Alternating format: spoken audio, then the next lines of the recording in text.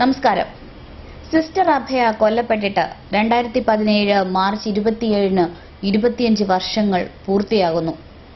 വൈകി ലഭിക്കുന്ന നീതിയല്ല എന്ന് ബഹുമാനപ്പെട്ട സുപ്രീം കോടതി വിധിന്യായത്തിൽ പലകുറി ആവർത്തിച്ചിട്ടും ഇന്നും ഈ കേസ് വിചാരണ പോലും വേണ്ടവിധം നടക്കാതെ നീണ്ടു പോകുന്നു.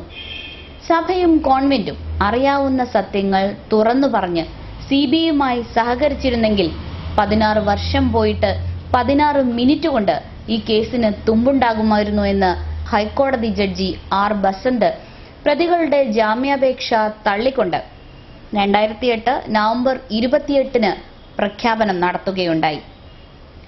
വിശ്വാസിയോ നിരീശ്വരവാദിയോ സന്യാസിയോ ആരുമാകട്ടെ, സത്യം തെളിയിക്കാൻ സഹകരിക്കുന്നില്ല എങ്കിൽ ഭരണഘടനയുടെ ആമുഖമായ സത്യമേവ ജയതേ എന്ന സത്യം വൃഥാവിലാകുമെന്നും അന്ന് കോടതി പറഞ്ഞു.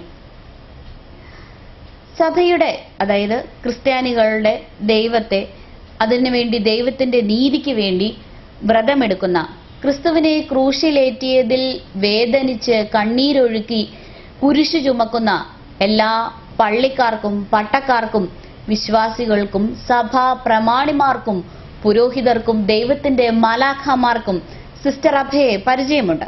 അതുകൊണ്ട് അവർക്ക് ആമുഖങ്ങൾ ആവശ്യമില്ല.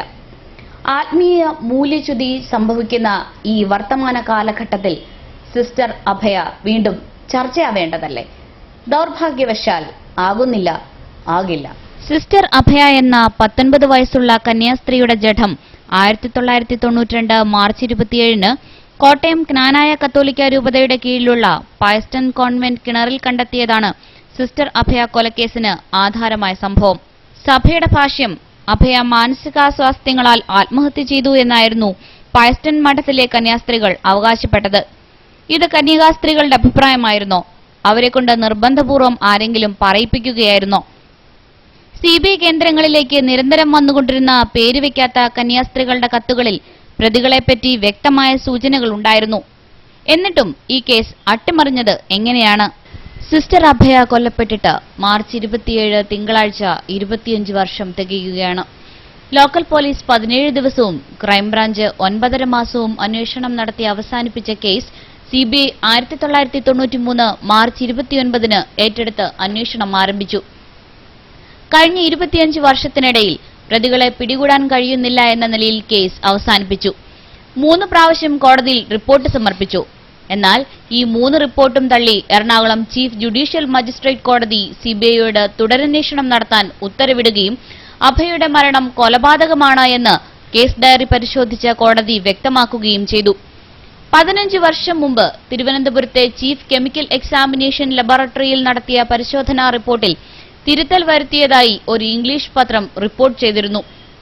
ഇതിനിടെ സിസ്റ്റർ അഭയയുടെ കൊലപാതക കേസ് അന്വേഷിച്ച മുൻ ASI VV അഗസ്റ്റിൻ 2008 നവംബർ 25-ന് ആത്മഹത്യ ചെയ്തു.